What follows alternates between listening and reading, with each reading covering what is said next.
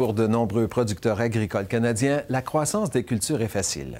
Ce sont les décisions liées à la vente de leur récolte qui est une source d'anxiété et d'inconfort. L'obtention du meilleur prix possible pour leur récolte peut faire la différence entre une année prospère ou une année difficile. Alors, il n'est pas surprenant que les décisions de vente causent tant de stress. Un plan efficace de marketing des récoltes peut être aussi simple ou aussi complexe que vous le voulez. Mais pour donner de bons résultats, ce plan doit vous satisfaire. Vous devez d'abord connaître vos coûts de production pour pouvoir établir des objectifs en matière de prix. Vous devez ensuite considérer les tendances saisonnières des prix. Les données historiques montrent que pour bon nombre de produits agricoles, certaines périodes de l'année s'avèrent plus propices à l'établissement de prix intéressants.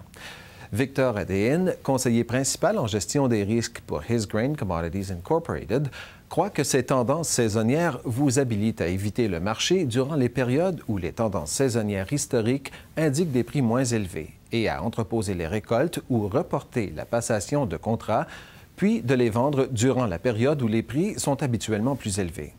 Prenez le maïs, par exemple.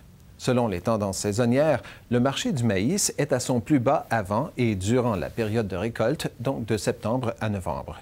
Durant cette période, le reste du maïs de l'année précédente est vendu afin de libérer de l'espace d'entreposage et les nouvelles récoltes sont vendues sur le marché, ce qui rehausse l'offre et suscite une tension sur les prix.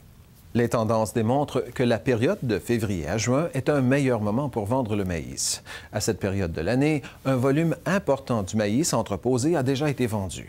De plus, avant la saison d'ensemencement, les marchés achètent parfois des acres, faisant monter le prix du maïs par rapport à celui de soya, ce qui assure ainsi des stocks adéquats à l'automne.